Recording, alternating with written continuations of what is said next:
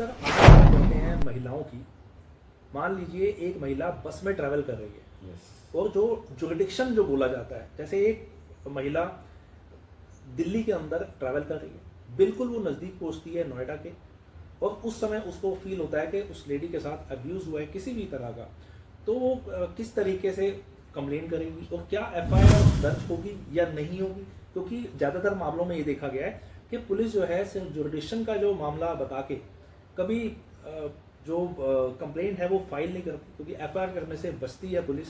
Sir इस पर complain करेगी और क्या एफआईआर दर्ज होगी या नहीं होगी? क्योंकि ज़्यादातर मामलों में ये देखा गया है कि पुलिस जो है सिर्फ जुरिडिक्शन का जो मामला बता के कभी जो कंप्लेंट है वो फाइल नहीं करती, क्योंकि एफआईआर करने से बचती है पुलिस।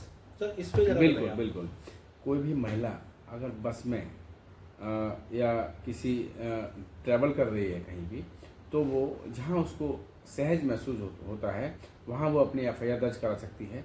जैसे कोई महिला दिल्ली से चलती है और वो जा रही है नोएडा, और दिल्ली में ही उसके साथ अब्यूज हो जाता है और वो नोएडा में जाके किसी स्थान पर उतरती है, वहाँ के जो कंसर्न पुलिस थाना है वहाँ पे भी वो एफआईआर दर्ज करा सकती है, चाहे वो भले ही घटना दिल्ली की हो या नोएडा की हो।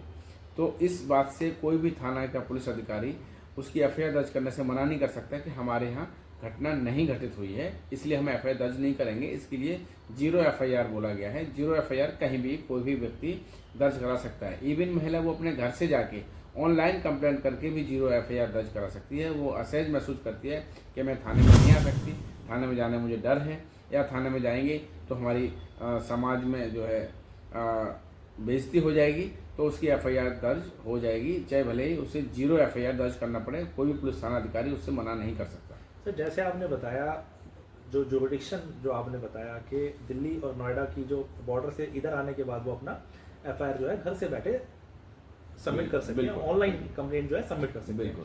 तो वो ऑनलाइन कंप्लेंट तो सबमिट कर सकते हैं, क्या उनकी एफआईआर ऑनलाइन होती है उस समय? नहीं, उनकी एफआईआर फिजिकल दर्ज होगी। उसके बाद में जब वो थाने में कभी भी जाएंगे तब जाके अपनी एक एफआईआर की कॉपी ले लेंगे, क्योंकि जो एफआईआर दर्ज एक बार होगी और उनकी जब वो चाहेंगी तब दर्ज करा सकती हैं।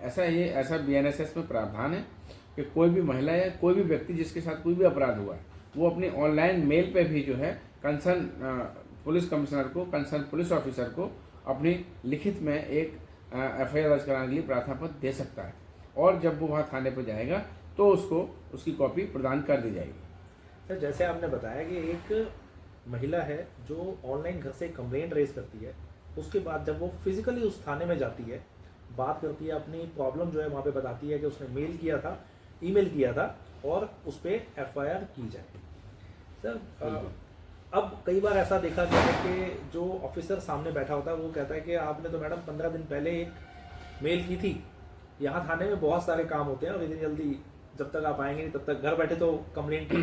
थाने का पुलिस जो भार साधक अधिकारी है वो इस तरीके से मना नहीं कर सकता। ऐसा प्रावधान बीएनएसएस में है। अगर किसी महिला के साथ कोई भी जघन्य अपराध होता है, उसके साथ कोई बलात्कार का अपराध होता है या उसके साथ कोई और सेक्सुअल एब्यूज होता है, उसके लिए वो थाने में जाएगी और थाना का पुलिस अधिकारी उसकी एफआईआर दर्ज करने के लिए बाध्य होगा। भले ही वो मामला विवेचना में झूठा ही क्यों न निकले, लेकिन वो एफआईआर दर्ज करने के लिए बाउंड है और वो एफआईआर दर्ज करने से मना नहीं कर सकता।